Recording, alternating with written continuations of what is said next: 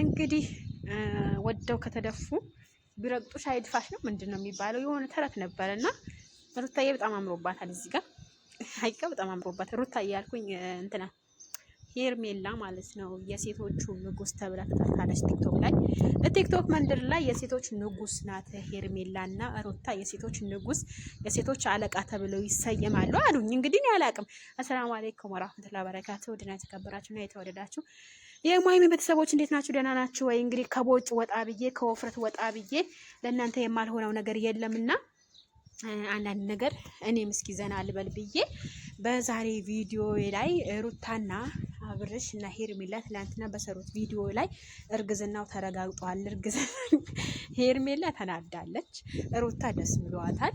ግን በጣም ያናድላል። እንደዚህ አይነት ውሸት እንደዚህ በንፋስ መረገዝ ተጀመረ እንዴ? እኔም ነው በቃ በንፋስ መረገዝ ተጀመረና ተጠንቀቁ። በቃ በንፋስ መረገዝ ተጀምሯል መሰለኝ። ሩታዬ ምን አስበሽ ነው? የኔ ቆንጆ ባለሽ ነው እኮ እንደፈለሽ እኮ ማድረግ እንደፈለሽ ና ውሰድ አምጣ ማለት እኮ ትቻለሽ። ባለቤትሽ ነው። ባለቤትሽ እስከሆነ ድረስ ደግሞ እኔ ሁለቱም ደስ ይሉኛል። በነገራችን ላይ እንጃ በጣም ደስ ይሉኛል ሁለቱም። በጣም ነው ማደንቃቸው። ሀቂቃ በራሳቸው ያለው ትምምነት፣ በራሳቸው ያለው ኮንፊደንስ ምናምን ሴቶች ሁሉም እንደነሱ ኮንፊደንስ ቢኖረን እኮ የት በደረስን። የመዳም ቅመም ሆነን አንቀመጥም ነበረ ማለት ነው። እንደነሱ ብንሰራ፣ እንደነሱ እንትን ብንል፣ እንደነሱ በቃ እንደዚህ በቃ በብዙ ነገር መንገድ መለወጥ እንችላለን።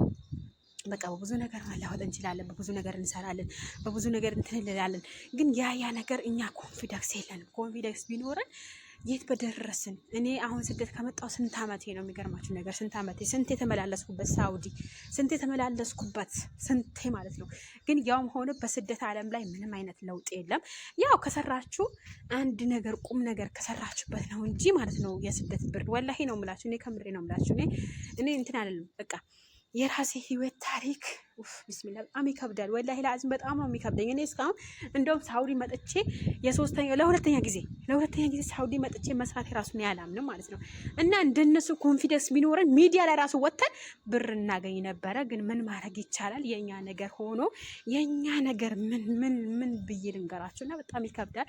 የስደት ቅመሞች እና የመዳም ቅመሞች፣ የመዳም ልዩዎች፣ እኛ የመዳም ልዩዎች መባል ነበረብን። ትዳር ይዛችሁ ስደት ላይ አትምጡ። ትዳር ይዛችሁ ወደዚህ እንዳትመጡ እንዳታስቡ። ልጅ ያላችሁ ደግሞ ልጃችሁን አሳድጉ። ባላችሁ ነገር ለምን ሩብ እንጀራ በልታችሁ አታድሩ?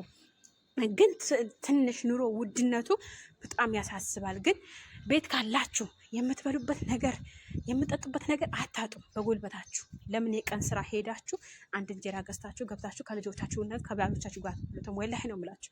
በጣም ነው የምትሰቃዩት። እዚህ ከመጣችሁ በኋላ ተጠንቀቁ። ለብር ብቻ አይደለም የምትሰሩት ማለት ነው። ስለዛ ውዶችዬ እኔ ስለ ሩታ ወይም ስለ አብርሽ ሳይሆን አንዳንድ ጊዜ ቁም ነገር በእነሱ ራሱ ፎቶ ገብተን ቁም ነገር ብናወራ የት በደረስንና ውዶቼ ካሁን በኋላ እንደዚህ እያረኩኝ ስለነሱም አወራለሁ። አንዳንድ ነገር የተሰማኝ ነገር ከዛ ደግሞ ስለ ህይወቴ፣ ስለ ታሪክ፣ ስለ ስደት እንደዚህ ነገር እነግራቸዋለሁኝ። ቤቱ ላይክና ሼር አድርጉ ውዶችዬ። የምወዳችሁና የማከብራችሁ።